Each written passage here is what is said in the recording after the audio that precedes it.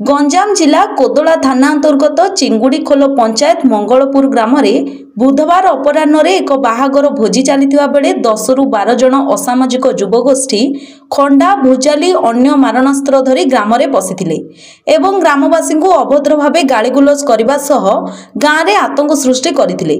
एतिक बेले ग्रामर बहु युवक सेमानंकु अटकाई बुझासुझा करुथिले। तेबे बुझाउथिबा दुई युवकंक उपरे आक्रमण करिसंती आतंक गोष्ठी।